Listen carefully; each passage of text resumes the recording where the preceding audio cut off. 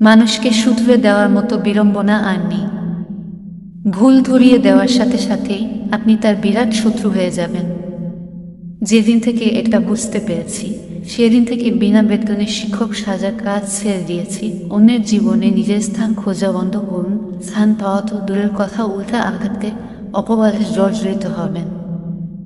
নিজের জীবনকে নিজেই গুরুত্ব দিন, অন্যের উপর অধিকার দেখানো বন্ধ করুন। কেউ কটু কথা বললে চুপচাপ শুনুন এবং জবাব দেওয়ার অধিকার সময়ের উপর ছেড়ে দিন। মনে রাখবেন, সময় ঠিকই একদিন আপনার হয়ে জবাব দিয়ে দিবে। মানুষ যদি একবার বুঝে যায় সে আপনার নিকট গুরুত্বপূর্ণ, চোখে আঙুল দিয়ে দেখিয়ে দিবে আপনি কতটা গুরুত্বহীন।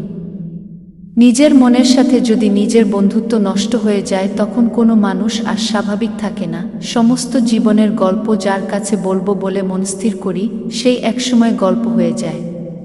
তার গল্পই শুধু শোনা হয়, কিন্তু নিজের গল্প আর বলা হয় না। গল্পের কাছে তো আর গল্প বলা যায় না। মাঝে মাঝে কেউ মিথ্যা বললে তুমি তা বুঝতে পারো, কিন্তু তা রিয়েক্ট না করে তুমি নিশ্চুপ থাকো। তার অর্থ হলো জীবন তোমাকে ম্যাচিউর করে তোলার শিক্ষাটা ভালোভাবে দিয়ে দিয়েছে। নীতিবাক্য বলা সহজ, নীতিবান হওয়া কঠিন। উপদেশ দেওয়া যতটা সহজ, উপদেশ মানা ততটাই কঠিন। নিজে কতটুকু মানেন সেটা বিবেচনায় রেখে অন্যকে উপদেশ দিন, এটাই উত্তম। কিছু মানুষের নিজের দোষ অন্যের উপর চাপানোর অভ্যাস এতটাই বিশ্রীভাবে প্রকট যে তারা আজীবন অন্যকে ব্লেমের পর ব্লেম দিয়ে যায়।